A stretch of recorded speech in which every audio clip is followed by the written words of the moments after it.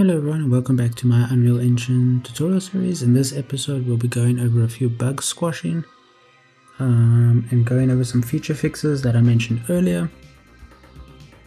We'll start with the easiest one for now, and that is just to change that our camera collides with the enemy characters when we use our soft lock system. So all you want to do is select one of your enemies, open up their blueprint, and you want to come over to the capsule component here.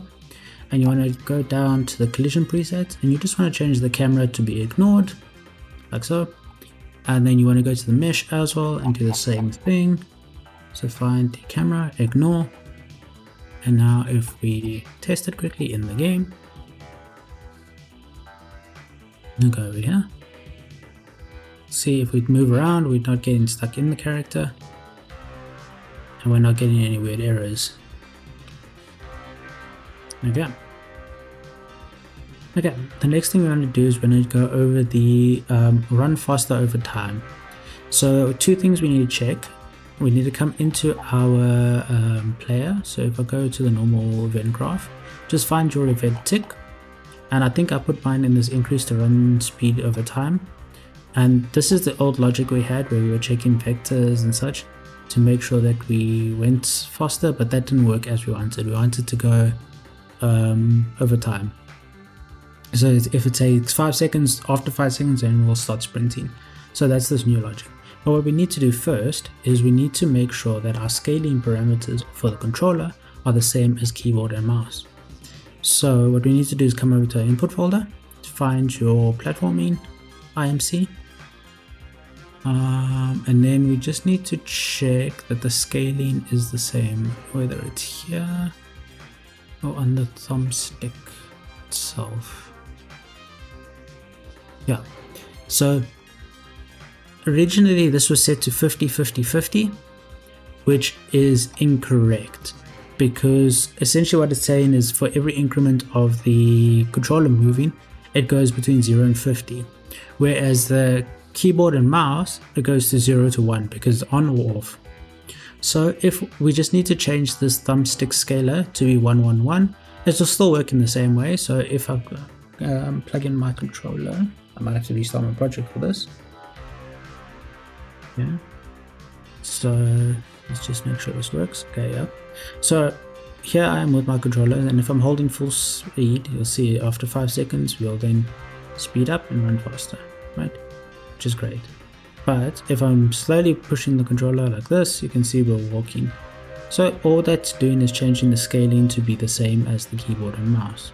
So if we do the keyboard and mouse, obviously then we will take 5 seconds to run somewhere and then speed up.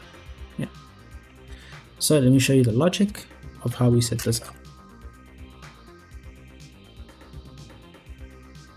So back in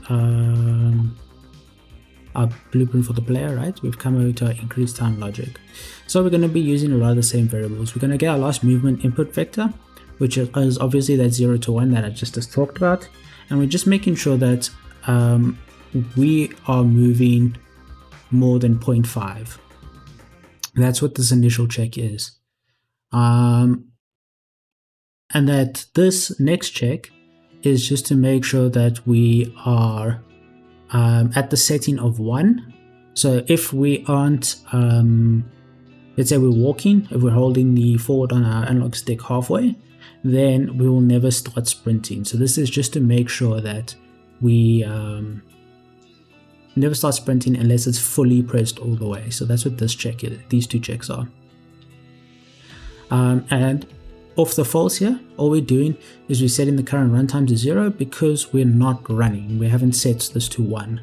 So we're technically not running, and then we set our base walk speed, which is 600, right? So that will just be that if we're never at 100, then we'll always run at this. So let's say we were at 0.9 on the forward stick, we'll be running at 600. Or if we are at 1 but we haven't reached our timer yet, we'll still be at 600. So that's what this is. So coming over to this next, we'll go over the next top section, is we need to check this over time. So you'll see this is input 2, which is our timer input node, right? So I should probably change this to timer, but it's fine. So we need to then check. So we get our current time, which is 0 by default, because obviously we haven't started running yet. And we're just adding the time to it. And then we need to check the max acceleration time or the total run time. So it'll go 0 to 6. It should be 0 to 5, but just make sure that these two are equal. So runtime is the max value, our max sprint timer. And this time before sprint is how long we want before our character sprints. So we're just going to set it per every frame, right? That we're running faster, or every second, I should say. So then we just need to make sure that our current timer is less than our sprint timer. So if we go here and this was say 5 by default, we would always sprint because our timer here is set to 5, right? And then if our current timer is greater or equal to the time before sprint, then we will go and set our max sprint, max walk speed to our max sprint speed, which is this here. And we're just gonna loop it so that we get a smooth transition and it's not like a hard jarring effect, right? So that's what this is, and we'll get the run acceleration over time, which is 6. So it will be 1/1, or whatever it is, whatever you choose it to be, however you want it to interpolate. But that's how we'll set this, right? And then the false here is set from this, right? So just double check here. Okay, and the false here is just resetting our sprint speed back to our base run speed when we're not at full tilt. So what we need to do is get our current runtime, which is this value here for how long we've been running, and all we're doing is we're getting it by the delta seconds, so that would be this input here, and timesing it by 2, right? So if let's say we've been running for 6 seconds, we'll then minus it by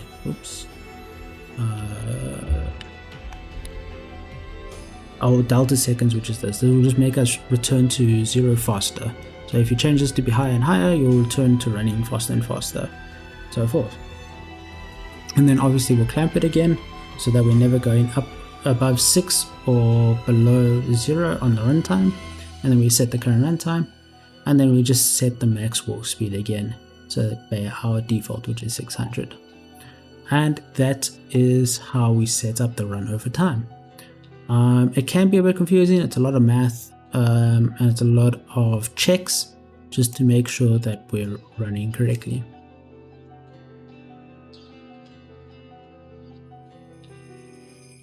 The quest bugs I've already fixed in the previous video. So I'm just going to double check the controller ones now. So next we're going to fix our in-game widget. Sorry, show you.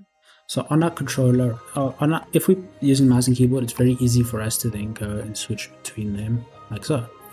But if we're on controller, it's much harder to switch. You can see we're using abilities instead. So what we need to do is change this to be that this button here, our map, is the one in focus, so that we can then switch with the controller. So let's do that now. Okay, so what we're going to do is we're going to come over to our game menu, and we want to make it so that our controller is automatically picking up these, right? These buttons, so we don't need to click and then use our controller then afterwards. So all you want to do is you want to click on your button, and then you just want to come over to the side here and say interaction is focusable, and you want to check that on. Same with this one, and this one. Not stop action is focusable. Just make sure that's all right, and compile and save this. Then come over to your character, and remember we've set this as game and UI. If we set it to UI only, we won't be able to use controller, so make sure it is on game and UI. And then from our game menu widget reference, we just want to drag out here and go get game menu button, and for me I'm just going to set it so that this button here is always the one focused first when we open up the menu, right? And we go keyboard set keyboard focus, right? And then we'll put this at the end, and we'll need a delay node over here and we can make this 0.1. If we set this to run at the same frame, it won't work, so that's why we put the delay in, just so that we can then set this up correctly. I hope this is the right node. Let me just double check. So if we run it now, I'm going to open up the menu. I'm on my controller. And now if I press RB and LB, I can switch between each one of them. Easy as that, without having to click. Okay, and the last thing we're going to do is we're going to come over to our WB game menu. And we're just going to set the tab so that our controller is on the same index as our game menu, right? So what do I mean is if I open this up, we're currently on game index 0, or menu index 0. And if we use the controller, we're now going through, which is all fine. But if I press, say, settings with my mouse and keyboard, and I want to go to codecs, which is LB on my, or quests, sorry, which is LB or RB on my gamepad. If I press next, it's going to take me to settings, because technically the widget unfocused is mapped, so now it's going to settings. So if I press it again, now it goes to codecs and such. We just want to set it so that regardless of whenever it is, we're always on the correct index, regardless of keyboard or controller. So come over to your game menu, and we're just going to create a new function called set active index. And we're going to get our horizontal box buttons. And get drag this out and get all children, right? So we get this in a nice array, and we're just going to go from here and go find item like so, and we're going to get our active tab and drag it in like so. And from here we're just going to set our current tab index to be this. So that's what your set active index should look like. So compile, and I'll go back over to your event graph, and basically after each button we press, we're going to call this event, and then just connect it up for each one like so. Compile and save. So to test this out, we just come over here and we're going to open up our game menu with our controller, and we're on map, go quests, codecs, settings, right? And now if I go to quest, now with pressing mouse and keyboard, now if I press LB on my keyboard, it should go to map, and if I press quest again, press RB, it should go to codecs, which it does. So that is all the bugs that we currently have. I think I fixed everything else.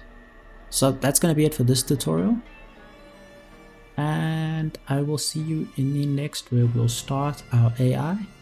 I said I was going to do state trees, but they're still perplexing to me, so I'm going to go ahead with behavior trees just so we can move forward with the tutorial series, and we'll do our AI in that way. So I'll see you in the next video. Cheers!